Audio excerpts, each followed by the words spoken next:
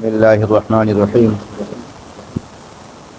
وإن تعدوا نعمة الله لا تحصوها إن الإنسان لظلوم كفار اللهم صل على سيدنا ومولانا محمد وعلى أصحاب سيدنا ومولانا محمد وبارك وسلم. اللہ رب العزت کا احسان عظیم ہے الحمدللہ، جس نے ہمیں یہاں اپنے ذکر کے لیے، اپنے نام کے لیے منتخب کر کے جمع ہونے کی توفیق عطا فرمائی ہے. اس مختصر وقت میں چند معلومات مستعد ہے. سب سے پہلی بات تو یہ کہ اللہ نے جو انسان پر اپنے انسان فرمائے، اور انسان کو اللہ نے گنوایا نہیں ہے.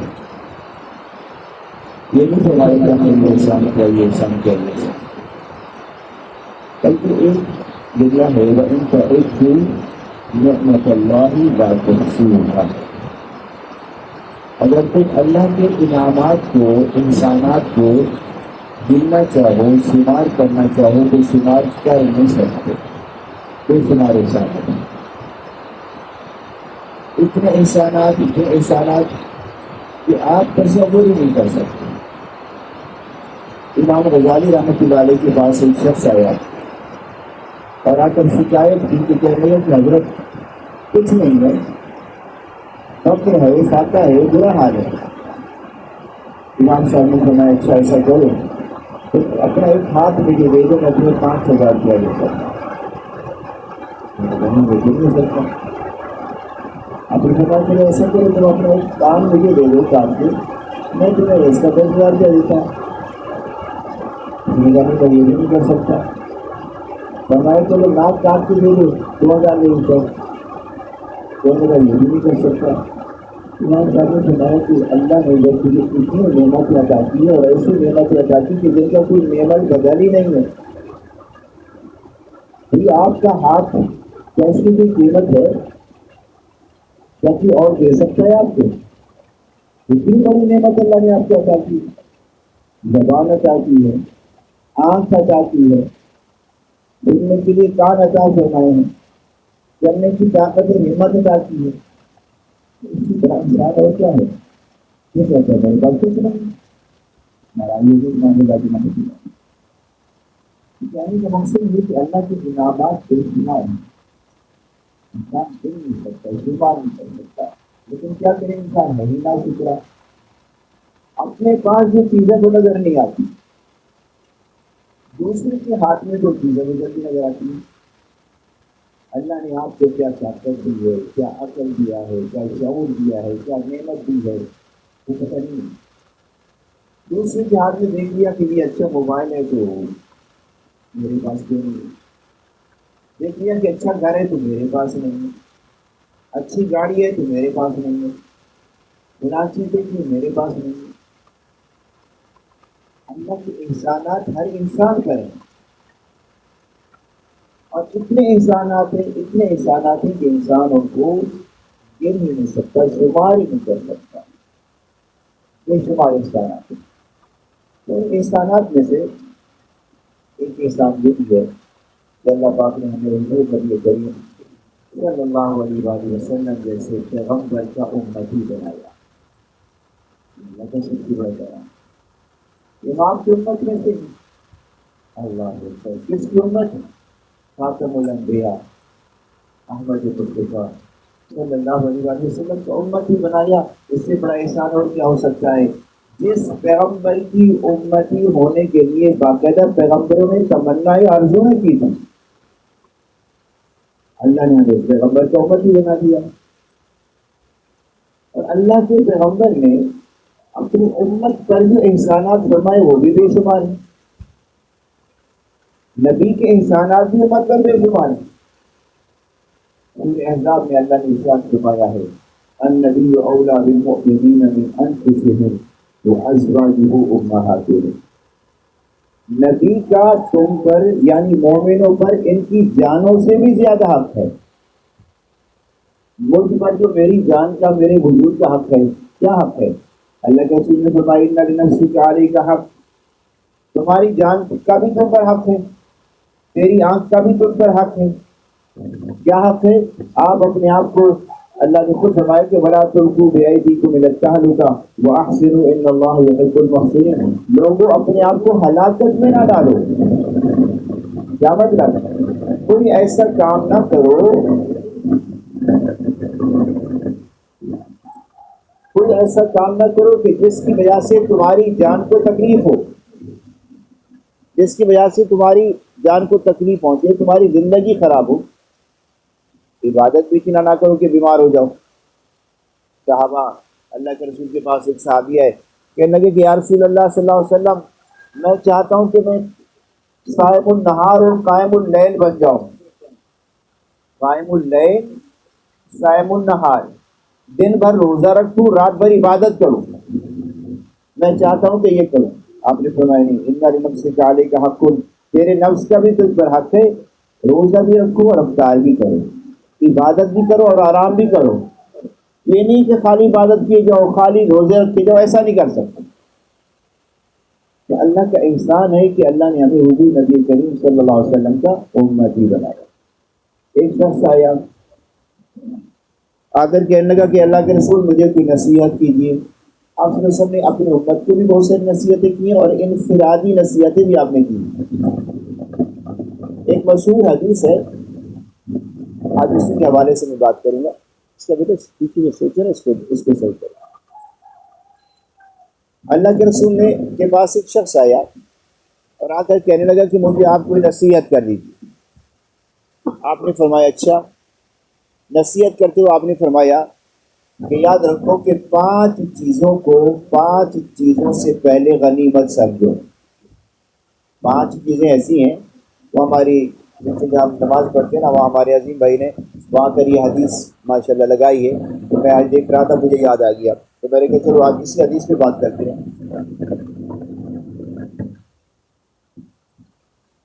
تو اس کو بند کرتے تو کوئی بات نہیں، بات پہنچ جائے گی، آواز پہنچ جائے گی۔ تو اللہ کے رسول سے کہنے لگے کہ اللہ کے رسول مجھے کوئی نصیحت کیجیے۔ آپ نے فرمایا اچھا، تمہاری نصیحت یہ ہے کہ 5 چیزوں کو 5 چیزوں پر غنیمت سمجھو۔ 5 چیزیں ایسی ہیں جو آپ کے پاس اللہ نے آپ کو عطا کی ہیں، وہ غنیمت ہے۔ وہ فرمایا، سب سے پہلے فرمایا آپ اپنی جوانی کو اپنے بڑھاپے سے غنیمت سمجھو۔ جوانی ہے نا، جب جوان ہو تو بوڑھے ہونے سے پہلے اس کو غنیمت سمجھو کہ اللہ نے آپ کو جوانی عطا کر دی ہے۔ اب یہ جوانی کی قدر و قیمت کیا ہے، یہ تو کسی بوڑھے آدمی سے پوچھے نا، جو بیچارہ چل نہیں سکتا، بیٹھ نہیں سکتا، جو جھک نہیں سکتا، جو کھانا کھاتے ہوئے چبا نہیں سکتا، اس سے پوچھے نا کہ جوانی کی قدر و قیمت کیا ہے۔ اور ویسے بھی حدیث نبی صلی اللہ علیہ وسلم ہے، اللہ کے رسول نے فرمایا ہے کہ قیامت کے دن، جس دن کوئی سایہ نہیں ہوگا، کوئی سایہ نہیں ہوگا، صرف اللہ کے عرش کا سایہ ہوگا، اور 7 لوگ ایسے ہیں کہ وہ اللہ کے عرش کے سائے کے نیچے ہوں گے، باقی سب سائے کے بغیر ہوں گے۔ افراتفری کا دور ہوگا، نفسا نفسی کا عالم ہوگا، کوئی کسی کو دیکھنے کے لیے تیار نہیں ہے، کوئی کسی کی مدد نہیں کر سکے گا، کوئی کسی کا ساتھ نہیں دے سکے گا۔ یوم لا تنفع مال یوم لا ينفع مال ولا بنون، اس دن نہ اولاد کام آئے گی نہ مال کام آئے گا، کچھ کام نہیں آئے گا۔ لا يؤخذ منها شفاعہ، کسی لا يؤخذ منها عدل ولا تنفعها شفاعہ، نہ تو اس دن کوئی کچھ دے کر چھوٹ سکتا ہے، نہ کوئی کسی کی سفارش کر سکتا ہے۔ من ذا الذی یشفع عنده الا باذنہ، ہاں وہ سفارش کر سکے گا جس کو اللہ اجازت دے گا، اور وہ شفاعت کرنے والے کریں گے سفارش انشاءاللہ۔ دعا کیجیے کہ اللہ پاک ہمیں قیامت کے آپ صلی اللہ علیہ وسلم کی شفاعت کا حقدار بنا دے۔ ہاں چونکہ شفاعت نصیب ہو گئی تو سب کچھ نصیب ہو گیا۔ تو فرمایا کچھ کام نہیں آئے گا، لیکن 7 لوگ ایسے ہیں کہ جو اللہ کے عرش کے سائے کے نیچے ہوں گے۔ ان میں سے ایک وہ نوجوان ہے جس نے اپنی زندگی کو اللہ اور اللہ کے رسول کے حکم کے مطابق گزارا۔ فرمایا وہ نوجوان اللہ کی عرش کے سائے کے نیچے ہوگا، وہ اللہ پاک اس کو اپنے عرش کا سایہ نصیب فرما دے گا۔ تو جوانی کی قیمت ہے، لہٰذا اس لیے اللہ کے رسول نے فرمایا شبابک کا لحرمک کا، آپ نے فرمایا کہ اپنی جوانی کو غنیمت سمجھو اس سے پہلے کہ بڑھاپا آ جائے۔ بڑھاپا آنے سے پہلے اپنی زندگی کو، اپنی جوانی کو غنیمت سمجھ لو۔ اور ویسے بھی ہم لوگ جب پڑھتے تھے، مجھے یاد آ رہا ہے ایک شعر پڑھا تھا میں نے عربی زبان کا، اس میں ایک شاعر کہتا ہے لے کہ یہ جو جوانی ہے وہ دوبارہ لوٹ کر نہیں آتی، کاش کہ یہ واپس آ جائے، لیکن آ نہیں سکتی۔ جب ڈھل جائے گی، ختم ہو جائے گی تو پھر انسان گیا۔ تو اللہ کے رسول نے جو پہلی نصیحت فرمائی وہ یہ فرمائی کہ اپنی جوانی کو بڑھاپے سے پہلے غنیمت سمجھو۔ نمبر 2، آپ نے فرمایا اپنی غنا کو، مالدار ہونے کو فقر سے پہلے غنیمت سمجھو۔ آج تیرے پاس دولت بھی ہے، تیرے پاس مال بھی ہے، تیرے پاس سب کچھ ہے، اس سے پہلے کہ تو فقیر ہو جائے، تیرا ہاتھ خالی ہو جائے، اس وقت کو اس وقت کے آنے سے پہلے غنیمت سمجھ لو۔ اب اس کے کئی مطلب ہو سکتے ہیں، لیکن یاد رکھیں جب انسان اس دنیا سے چلا جاتا ہے تو فقیر ہے، اس کے پاس کچھ نہیں ہے، سب کچھ یہیں چھوڑ جاتا ہے وہ۔ اور ایسا بھی ہو سکتا ہے کہ ایک وقت بادشاہ تخت پر اور دوسرا وقت تختے پر آ جاتا ہے انسان، کبھی کہاں کبھی کہاں۔ اور مثال دیکھی نہیں آج کل آپ نے، شام کے اندر کیا ہوا، 53 ایئرس 53 سال جن لوگوں نے شام پر بادشاہی کی، وہ آج در بدر پھر رہا ہے، وہ کہاں ہے وہ آج؟ اور مجھے وہ بھی یاد آ رہا ہے کہ جب صدام حسین چھپا ہوا تھا اور اس کو پکڑا گیا تو اس کا کیا حال تھا۔ اور مجھے وہ بھی اخبار کے اندر جو تصویر میں نے دیکھی تھی کرنل قذافی کی، وہ جو سیوریج کا نالا ہوتا ہے اس میں سے نکلا تھا، وہ لیبیا جیسے ملک کا بادشاہ۔ جو دے سکتا ہے وہ لے بھی سکتا ہے، جو نوازتا ہے وہ محروم بھی کر سکتا ہے۔ تو فرمایا اللہ نے جو تمہارے ہاتھ میں دولت دی ہے، جو تمہیں علم دیا ہے، اس کو غنیمت سمجھو اس سے پہلے کہ یہ تم سے چلا جائے، فاقے کی طرف نوبت آ جائے۔ وہ ایک کتاب میں نے سچی کہانی پڑھی تھی، ہمارے نصاب میں ایک کتاب تھی نفحۃ العرب، وہ مجھے یاد آ رہا ہے۔ اس میں ایک واقعہ لکھا تھا کہ ایک شخص بیٹھا اپنی بیگم کے ساتھ، اپنی بیوی کے ساتھ کھانا کھا رہا تھا، اور انہوں نے اس دن بھونی ہوئی مرغی بنائی تھی، جیسے آج کل روسٹ کر لیتے ہیں، روسٹ کھا رہے تھے۔ ابھی کھانا ہی شروع کیا تھا کہ دروازے پر دستک ہوئی، فقیر آ گیا، اللہ کے نام پر کھانا دے دو۔ تو شوہر بیچارہ کوئی نیک دل تھا، کہنے لگا کہ آج ایسا کرو یہ کھانا اس کو دے دو، ہم کوئی دال ساگ کھا کے یا کچھ اور پکا کے گزارا کر لیں گے۔ وہ خاتون گئی دروازے پر کھانا دینے کے لیے، کھانا دے کے واپس آئی تو روئی جا رہی ہے، آنسو بہائے جا رہی ہے۔ اب شوہر حیران کیا ہو گیا، پوچھ رہے کیا ہو گیا؟ اس نے کچھ کہہ تو نہیں دیا آپ کو، فقیر نے کچھ کہا تو مجھے بتاؤ، ابھی جا کر اس سے حساب لیتا ہوں۔ وہ روئی جا رہی ہے، روئی جا رہی ہے۔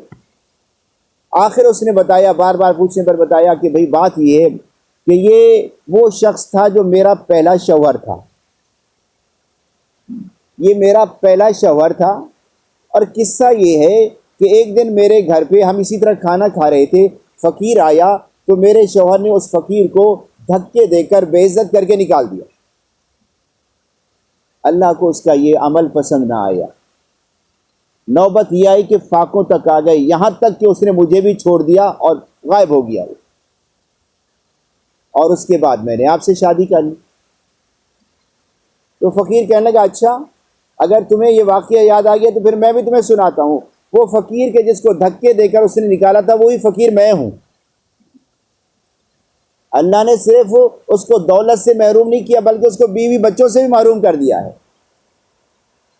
تو میرے دوستو یہ جو دولت ہے نا، ویسے حساب تو ہونا ہے، اس کا حساب تو ہونا ہے۔ کہتے ہیں نا کہ جن انسان، حدیث پاک میں آتا ہے کہ جب تک انسان 5 چیزوں کا حساب نہیں دے گا ایک قدم بھی آگے نہیں بڑھ سکے گا، میدان حشر میں سے ایک قدم بھی آگے نہیں بڑھ سکے گا، ایک انچ بھی آگے نہیں بڑھ سکے گا۔ ان میں سے ایک یہ بھی ہے کہ انسان یہ بتا کہ تو نے مال کہاں سے کمایا تھا، کہاں خرچ کیا تھا، کہاں کہاں خرچ کیا تھا، اس کا حساب دے گا تو پھر انسان ایک قدم آگے اٹھائے گا۔ اس لیے اللہ کے رسول نے جو دوسری نصیحت فرمائی وہ یہ فرمائی کہ اپنے غنا کو، مالدار ہونے کو اپنے فقر سے، محتاجی سے پہلے غنیمت سمجھو۔ اور ویسے بھی دیکھو، اب میں اپنی بات کروں گا، الحمدللہ میں جاب بھی کرتا ہوں، نوکری بھی کرتا ہوں، میرے پاس ہر مہینے پیسہ بھی آتا ہے، تنخواہ بھی آتی ہے، خرچ بھی کرتا ہوں، اور جب میں ریٹائر ہو جاؤں، بڈھا ہو جاؤں، بستر پہ پڑا ہوں، تو پھر تو میرے پاس کچھ نہیں ہے، پھر تو میں اولاد کا محتاج ہو گیا نا۔ اگر اولاد بھی حیا والی ہو تو خدمت کرتی ہے، ورنہ اولاد بھی خدمت نہیں کرتی۔ اللہ کے رسول صلی اللہ علیہ وسلم نے ارشاد فرمایا کہ اذا مات الانسان ہو، جب انسان مر جاتا ہے نا، تو انقطع عملہ، اس کا عمل جو ہے وہ ختم ہو جاتا ہے، یعنی کہ اس کے اعمال کا سلسلہ، نیکیوں کا سلسلہ بند ہو جاتا ہے۔ الا ثلاث، مگر 3 لوگ ایسے ہیں کہ جن کے مرنے کے بعد بھی ان کے نامہ اعمال میں نیکیوں میں اضافہ ہوتا رہتا ہے۔ نمبر 1 فرمایا، نمبر 1 وہ شخص کہ جس نے کوئی ایسا کام کیا، کوئی ایسا کام، صدقہ جاریہ ہم جس کو کہتے ہیں، مسجد بنا دی، مدرسہ بنا دیا، پانی کا انتظام کر دیا، مسافروں کے لیے سائے کا انتظام کر دیا، یعنی کوئی ایسا کام کر گیا کہ جو صدقہ جاریہ ہے، تو جب تک وہ چلتا رہے گا اللہ رب العزت اس کے نامہ اعمال میں نیکیوں کا اضافہ کرتا رہے گا۔ نمبر 2 فرمایا، یا کوئی ایسا علم چھوڑا جس علم سے لوگ فائدہ اٹھاتے رہیں گے۔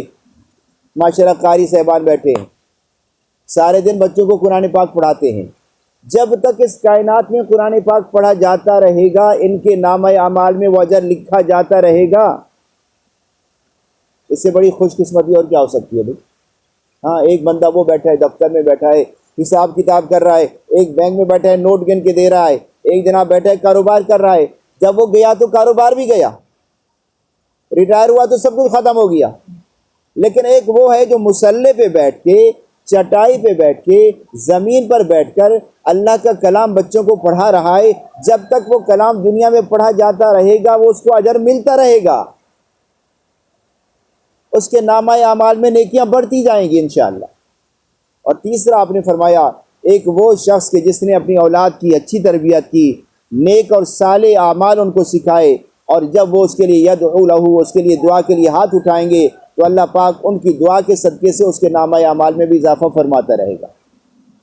تو اس لیے میں نے کیا کہا ہے، میں نے عرض کی ہے نا کہ جناب دوسری جو اللہ کے رسول نے نصیحت فرمائی وہ یہ فرمائی کہ اپنے مالداری کے دور کو اپنے فقر کے، فاقے کے، غربت کے دور سے پہلے غنیمت جانو۔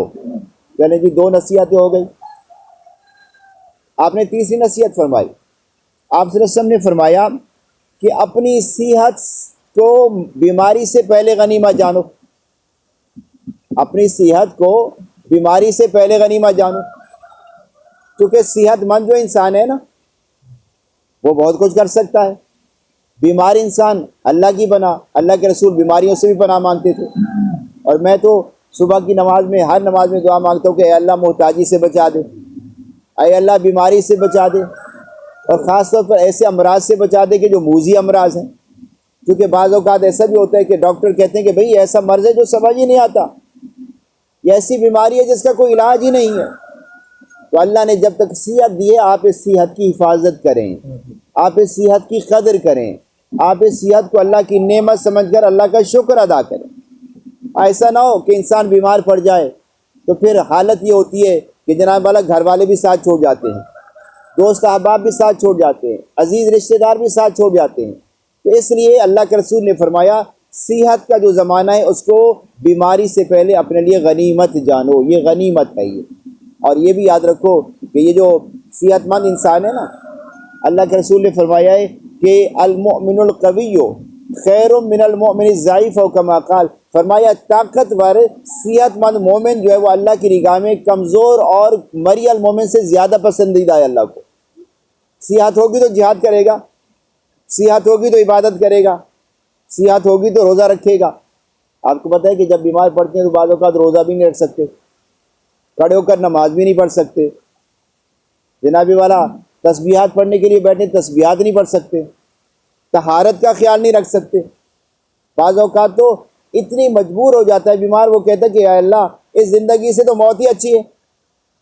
اور دوسرے ملکوں میں تو باقاعدہ بیمار سے تنگ آنے کے بعد لوگ کہتے ہیں کہ بھئی ہمیں انجیکشن لگا دو پوائزن کا، ظاہر کا، تاکہ ہماری زندگی ختم ہو جائے۔ وہاں تو قانوناً جائز ہے، یہ کرتے ہیں لوگ ایسا۔ اس لیے میرے نبی نے فرمایا کہ اپنی صحت کے دور کو اپنی بیماری کے دور سے پہلے غنیمت جانو. اوکے. اس کے بعد آپ نے فرمایا فراغت کے دور کو اپنی مصروفیت سے پہلے بھی غنیمت جانو. فارغ وقت مل جائے نا انسان کو تو اس کو غنیمت جانو. یہ نہیں ہے کہ فارغ، اور ہمارا کیا فارغ وقت، ہم تو کہتے ہیں بس یار وقت پاس کرنا ہے. آج ہمارا مرغہ بھی میرے خیال میں جوش میں آ گیا ہے. ہاں سبحان اللہ. تو یہ جو فراغت کا وقت ہے اس کو بھی غنیمت جانیں، کیونکہ بعض اوقات انسان ایسے سرکل میں، ایسے بھنور میں پھنس جاتا ہے نا کہ ٹائم ہی نہیں ملتا. اور آج کل ویسے بھی دیکھا جائے تو ہر آدمی کہتے ہیں بھائی ٹائم نہیں ہے، وقت نہیں ہے. بھائی جب تک گھر میں بیٹھے ہوتے ہیں نا کچھ اچھا کام کر لیا کریں، اولاد کی کوئی تربیت کر لیں، ان کو نماز سکھا دیں، ان کو اعمال سکھا دیں. یہی وہ چیز ہے کہ جو کام آنے والی ہے. حضرت امام حاتم اسم گزرے ہیں ایک، ان سے کسی نے پوچھا کہ حضرت آپ نماز کیسے پڑھتے ہیں، آپ کی نماز کی کیفیت کیا ہے؟ وہ کہنے لگے بھائی میری نماز کی کیفیت یہ ہے. آپ بھی نماز پڑھتے ہیں، ذرا اپنی کیفیت بھی دیکھ لیں اور ان کی کیفیت بھی سن لیں. فرمانے لگے کہ میں جب میں نماز کے لیے اٹھتا ہوں تو بہت ہی اچھی طرح سے وضو کرتا ہوں. ہمارے ہاں لوگوں کو معذرت کے ساتھ وضو کرنا نہیں آتا، طہارت کے مسائل کا علم نہیں ہے. وضو کر رہے ہیں، ادھر سے کوئی جگہ خشک رہے گی، کوئی ادھر سے جگہ خشک رہے گی، کوئی ادھر. اور آج کل تو سردیوں کا زمانہ شروع ہو گیا ہے، جتنا پانی ڈالو گے جب تک ملو گے نہیں، کہیں نہ کہیں سے کوئی جگہ خشک رہ جائے گی، پانی اوپر سے سلپ ہو جائے گا. تو آپ نے فرمایا میں سب سے پہلے اچھی طرح سے وضو کرتا ہوں، اور جب میں جا نماز پہ کھڑا ہوتا ہوں نا، اپنا دل، اپنا دماغ، اپنے خیال کو سب کو میں جمع کر لیتا ہوں، اپنے خیالات کو جمع کر لیتا ہوں، اپنے دل کو، اپنے دماغ کو ایک جگہ اکٹھا کر لیتا ہوں. اور جب میں نماز شروع کرتا ہوں تو میں یہ سمجھتا ہوں کہ میں پل صراط پہ کھڑا ہوں، میں پل صراط پہ کھڑا ہوں. دائیں طرف میرے جنت ہے اور بائیں طرف میرے جہنم ہے. اور اس کیفیت کے اندر میں نماز پڑھتا ہوں، اور نماز پڑھنے کے بعد بھی پھر دعا کرتا ہوں کہ اے اللہ میری اس نماز کو قبول کر لے. مجھے یقین نہیں ہے کہ اللہ نے میرے اس نماز کو قبول کیا ہے یا نہیں کیا. کسی نے پوچھا کہ حضرت کتنا عرصہ ہو گیا ایسی نماز پڑھتے ہوئے؟ آپ نے فرمایا ایسی نماز پڑھتے ہوئے مجھے 30 سال ہو گئے ہیں. کتنے سال ہو گئے؟ 30 سال ہو گئے میں اس طرح کی نماز پڑھ رہا ہوں. تو میرے دوستو ہم کیا کرتے ہیں؟ ہم تو گھر میں بیٹھیں گے، جب وقت ملے گا کسی مشغولیت میں، کسی کام میں لگ جائیں گے، ہمیں پتہ نہیں ہے کہ ہو کیا رہا ہے گھر میں، بچے کیا کر رہے ہیں، گھر والے کیا کر رہے ہیں، اور ہمیں تو یہ بھی پتہ نہیں ہے کہ میں خود کیا کر رہا ہوں. اس لیے اللہ کے رسول نے فرمایا یہ جو تمہیں وقت مل جائے نا اس کو غنیمت سمجھو، اس سے پہلے کہ کسی مصروفیت میں پڑ جاؤ. اور ایک اور حدیث میرے ذہن میں آ رہی ہے، اللہ کے رسول نے فرمایا یہ جو اچھا خیال آتا ہے نا، نیکی کا خیال آتا ہے، وہ اللہ کی طرف سے ہوتا ہے، وہ اللہ کی طرف سے مہمان بن کر آتا ہے.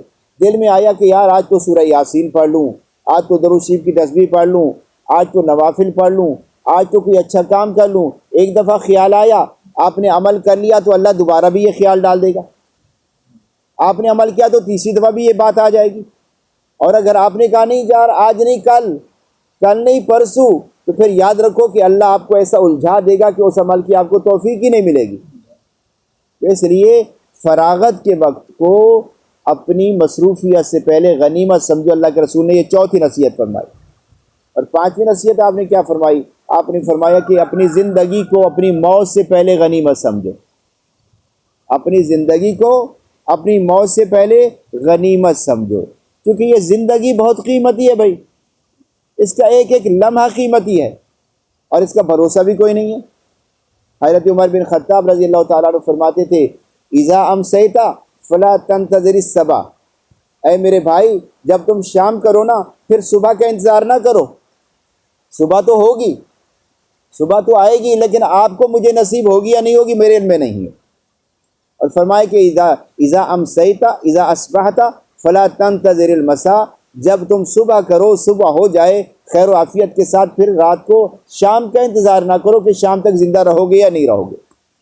اور ویسے بھی اللہ نے فرما دیا ہے نا کہ الذی خلق الموت والحیات لیبلوکم ایکم احسن عملا، اللہ نے زندگی اور موت کو اس لیے بنایا ہے کیونکہ وہ تمہیں آزمانا چاہتا ہے، دیکھنا چاہتا ہے کہ کون ہے جو اچھے اعمال کرتا ہے.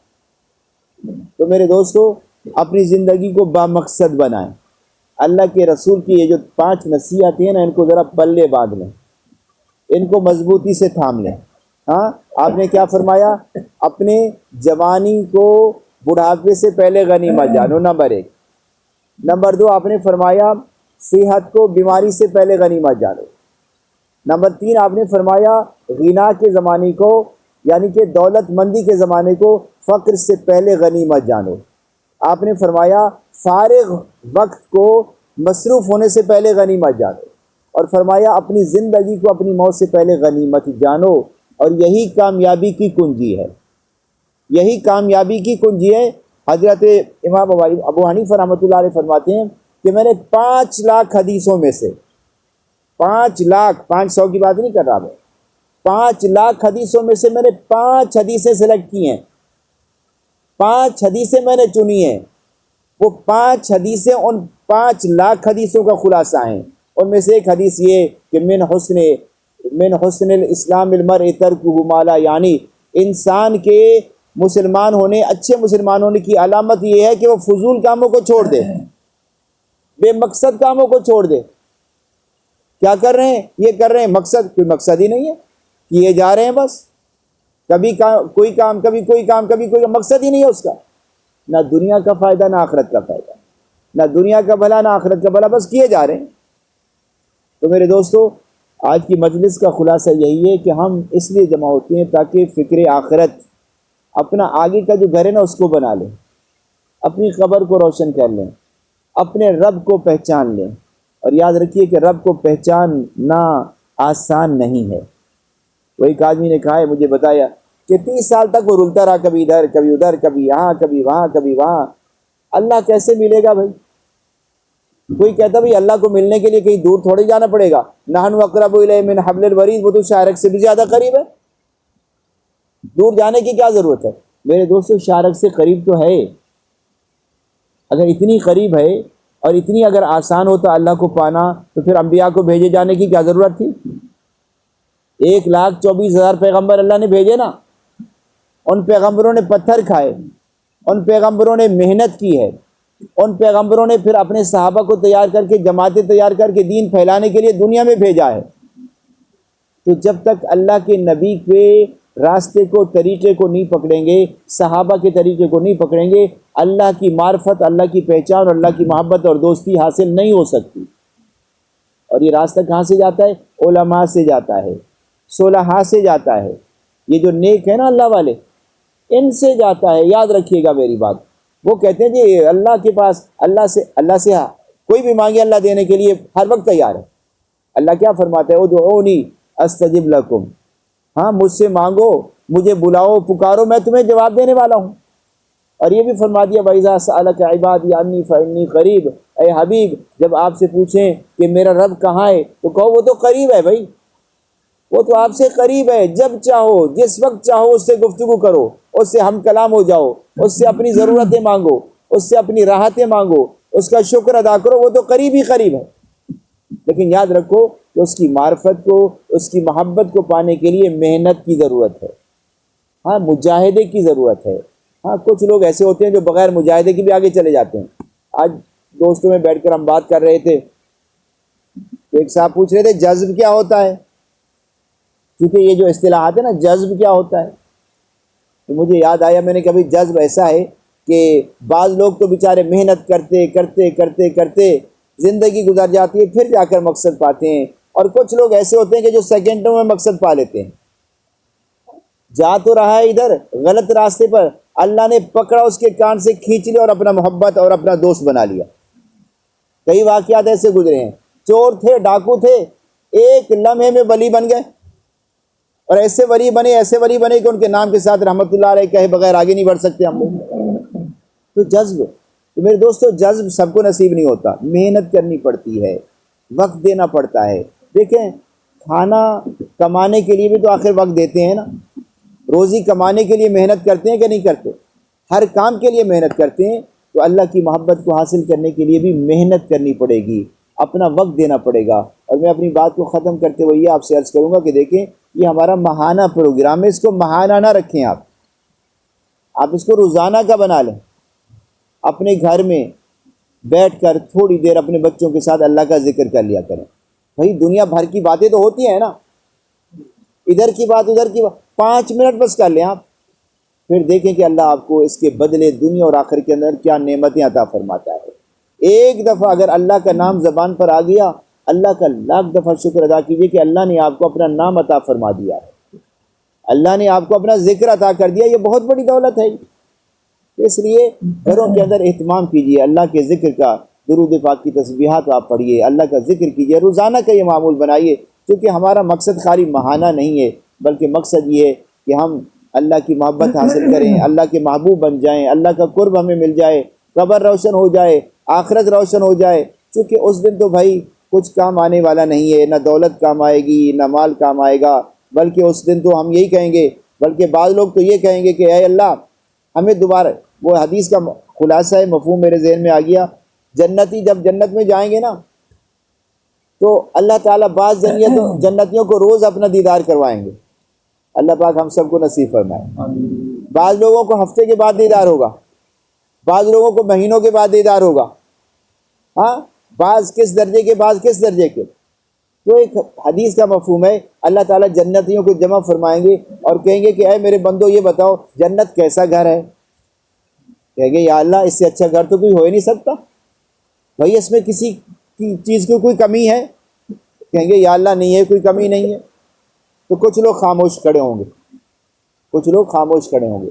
اللہ پوچھیں گے کیا کمی ہے؟ کہیں گے کہ یا اللہ ہمیں دوبارہ دنیا میں بھیج دے، دوبارہ ہم دنیا میں جائیں، وہاں آپ کا نام لیں، آپ کے نام کی لذت لیں، وہاں جا کر پھر نیک اعمال کریں اور پھر دنیا سے ہمیں دوبارہ بلا لے، بس یہ زندگی دیتا رہے اور اس طرح ہم کرتے رہیں. میرے دوستو یہ دنیا، یہ کہہ سکتے ہیں زندگی بہت قیمتی ہے، اور اس کو قیمتی تب بنائیں گے جب ہم اس کو اللہ اور اللہ کے رسول کے حکم کے مطابق گزاریں گے. تو گھروں میں سنت اعمال کا اہتمام کیجیے، اپنے گھر والوں کو بتائیے کوئی چیز دینی ہے نا سیدھے ہاتھ سے دیں اور سیدھے ہاتھ سے لیں. گھر میں داخل ہوں سنت طریقے کے مطابق، گھر سے نکلیں سنت طریقے کے مطابق، کھانا کھائیں سنت طریقے کے مطابق، پانی پئیں سنت طریقے کے مطابق. یاد رکھیے اگر آج سے آپ نے یہ مشق شروع کر دی، یہ کام شروع کر دیا، تو انشاءاللہ قبر بھی روشن ہو جائے گی، حشر بھی روشن ہو جائے گا، اور انشاءاللہ کامیابی ہی کامیابی ملے گی. دعا ہے کہ اللہ پاک ہم سب کو ان باتوں پر عمل کرنے کی توفیق عطا فرمائے.